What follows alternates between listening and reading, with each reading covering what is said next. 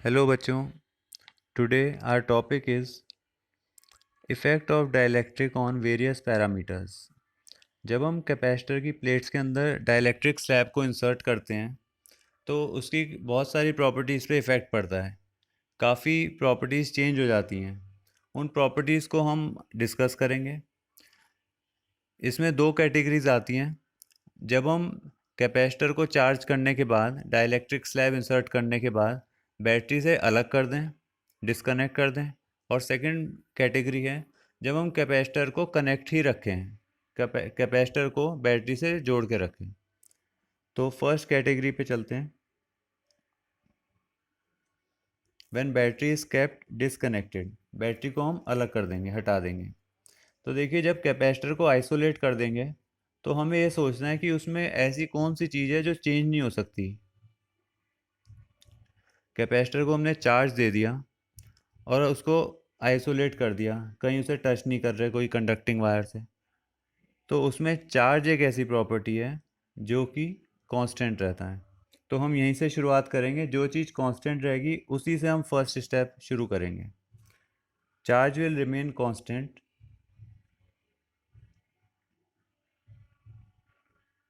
इसके बाद next property हम स्टडी करेंगे कैपेसिटेंस। देखिए, जब कैपेसिटर की प्लेट्स के बीच में डाइलेक्ट्रिक स्लैब इंसर्ट हम करते हैं तो उसके पीछे जो हमारा पर्पस होता है, जो रीज़न होता है, वजह होती है, वो यही होता है कि कैपेसिटर की कैपेसिटी इंक्रीज़ कर दी जाए, उसका कैपेसिटेंस बढ़ा दिया जाए ताकि ज़्यादा से ज़्यादा चार्ज स्टोर कर सकें।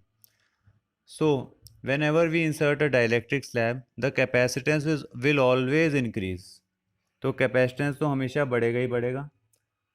It will become K times. अगर डाइलेक्ट्रिक स्लैब की thickness equal to separation between the plates है, मतलब यूनिफॉर्मली स्प्रेड है dielectric slab throughout the volume of the capacitor, the new capacitance will be equal to k times the previous one. Third property is potential difference. Potential difference के लिए हमें formula लेना पड़ेगा Q is equal to CV। Q is equal to CV में Q तो constant है, capacitor का capacitance increase हो रहा है, तो पोटेंशियल डिफरेंस को डिक्रीज होना पड़ेगा। सबसे पहले हम V का फॉर्मूला तैयार कर लेंगे। V is equal to Q by C. यहाँ पे C is equal to K epsilon naught आ गया।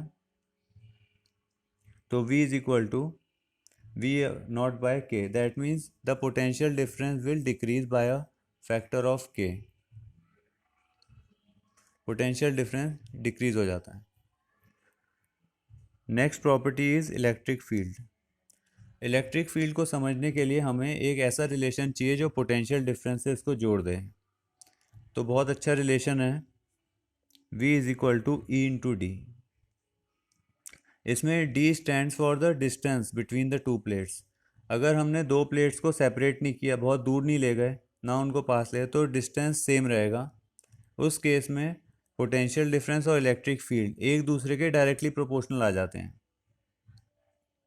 If V decreases then electric field will also decrease. The final electric field will become E is equal to E naught upon K. Electric field decrease हो जाती है।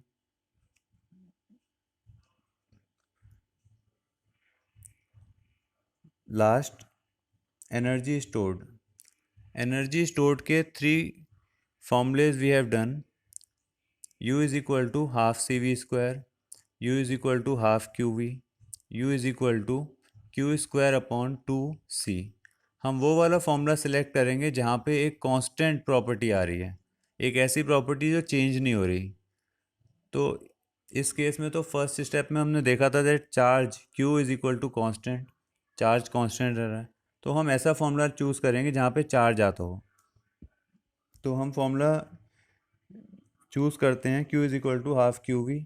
इसमें Q constant है और V अभी हमने देखा था डिक्रीज़ हो रहा है, जिसकी वजह से U भी डिक्रीज़ हो जाएगा। So we can say that the energy store decreases by a factor of K। तो उसके अंदर की एनर्जी में थोड़ा सा डिक्रीमेंट आ जाएगा, एनर्जी थोड़ी सी कम हो जाएगी। ये सारे फैक्टर्स ये सारे इफ़ेक्ट्स तब थे जब कैपेसिटर को हमने डिसकनेक्ट कर दिया। अब हम उन इफ़ेक्ट्स को देखते हैं जब कैपेसिटर कनेक्टेड रहता है बैटरी से, यानी बैटरी से उसको एनर्जी मिलती रहेगी।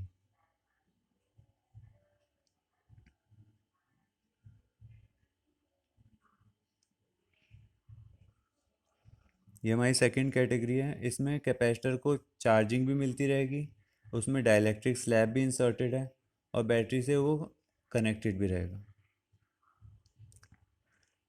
यहाँ पे फर्स्ट पॉइंट हमने पोटेंशियल डिफरेंस इसलिए लिया क्योंकि जब कैपेसिटर के अक्रॉस एक बैटरी लगाई है हमने जिसका पोटेंशियल डिफरेंस कांस्टेंट है, सपोज 5 वोल्ट है। अब 5 वोल्ट हमेशा रहेगा कैपेसिटर पे जब तक वो कनेक्टेड है बैटरी से। इस वजह से हम कह सकते हैं simply that the potential difference will remain same, will remain constant, क्योंकि पीछे सप्लाई उसको कंटिन्यूस मिलती जा रही है।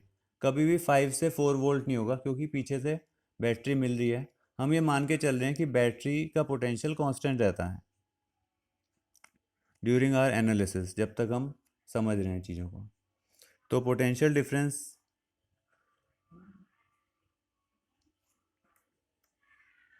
will remain constant, v is equal to constant. Now second point is same as previous one जो हमने पीछे वाली कैटेगरी में देखा था। The capacitance will increase by k times, ये हमेशा ही होना है। जब भी डाइलेक्ट्रिक स्लैब इंसर्ट करेंगे समझ लीजिए कैपेसिटेंस बढ़ेगा बढ़ेगा। हमारा डाइलेक्ट्रिक स्लैब इंसर्ट करने का मेन पर्पस ये था कैपेसिटेंस को बढ़ाना। अब दो प्रॉपर्टीज़ हो गई, potential difference, capacitance. Third property है चार्ज। चार्ज के लिए हम फॉर्मूला यूज़ करेंगे Q is equal to C we.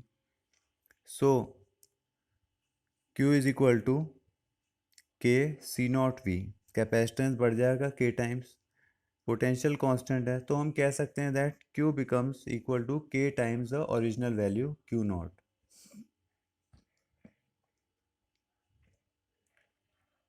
Charge K times हो जाएगा कैपेसिटर पे। जब बैटरी कनेक्टेड रहेगी तो चार्ज भी बढ़ेगा, चार्ज और पीछे से आता जाएगा। नेक्स्ट है electric field. Electric field study करने के लिए सेम फॉर्मूला हम यूज़ करेंगे, V is equal to E D. So E is equal to V upon D. अब देखिए D तो कांस्टेंट है, डायरेक्टली प्रोपोर्शनल का रिलेशन आ गया। फर्स्ट पॉइंट में हमने कहा था कि पोटेंशियल डिफरेंस कांस्टेंट है क्योंकि पीछे से सप्लाई कनेक्टेड है, इस वजह से इलेक्ट्रिक फील्ड भी कांस्टेंट हो जाएगी।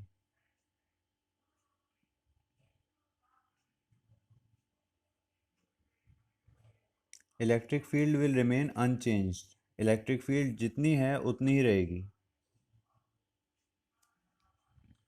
Next property energy stored.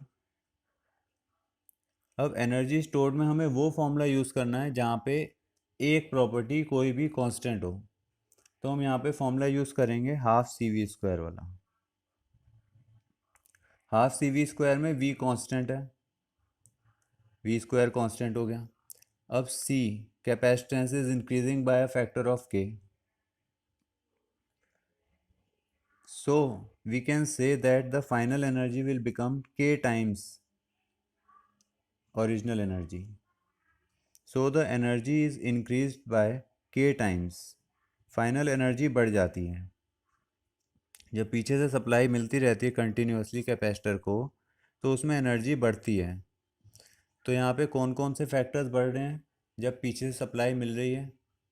Capacitance तो बढ़ ही रहा है, चार्ज बढ़ रहा है और एनर्जी बढ़ रही है। तो इस तरीके से हम इन प्रॉपर्टीज़ को समझेंगे कि क्या कैसे उन पे इफ़ेक्ट हो रहा है। एक लॉजिक के थ्रू हम one by one step by step आगे चलते जाएंगे। मुझे उम्मीद है ये सारे टॉपिक्स, ये सारे पॉइंट्स आपको समझ आ रहे हैं। Thank you everybody.